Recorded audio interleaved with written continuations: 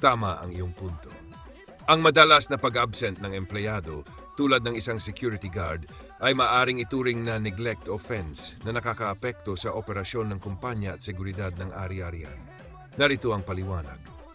1. Alituntunin para sa mga lumalabag, layunin ng company policies. Ang mga patakaran ay hindi lamang para parusyahan ang mga lumalabag, kundi upang mapanatili ang maayos na daloy ng trabaho at protektahan ang interes ng kumpanya, agency at mga kliyente.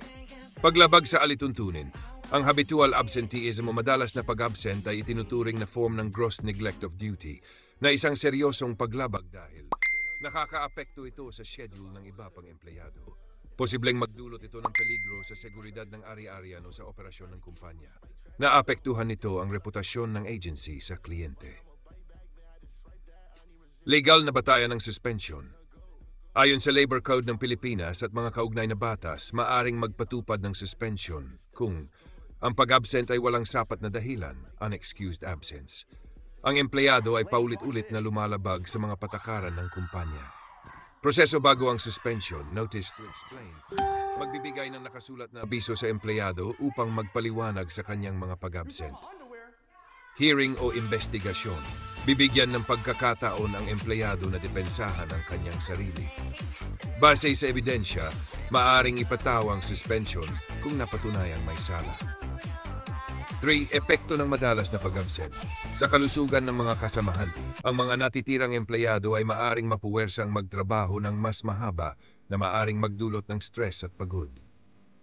Sa kumpiyansa ng kumpanya, ang kawalan ng sapat na tao para magbantay ng seguridad ay maaring magdulot ng pagkawala ng tiwala ng kliyente sa agency.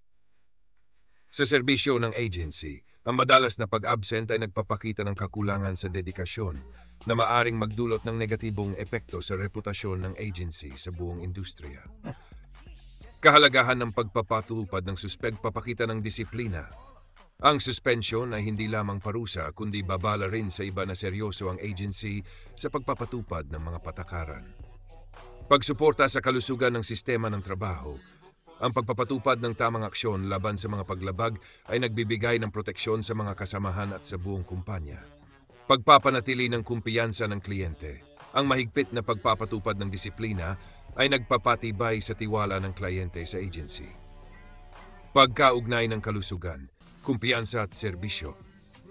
Ang kalusugan ng empleyado, tiwala ng kumpanya at kalidad ng serbisyo ay magkakaugnay. Ang agency at kumpanya ay umaasa sa responsibilidad ng bawat isa upang matiyak ang maayos na operasyon.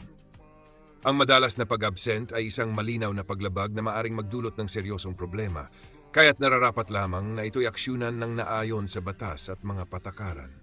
Sa kabuuan, ang suspension ay maaaring ipatupad kung ang madalas na pag-absent ay napatunayang walang sapat na dahilan, lalo na kung ito ay may direktang epekto sa seguridad at operasyon ng kumpanya.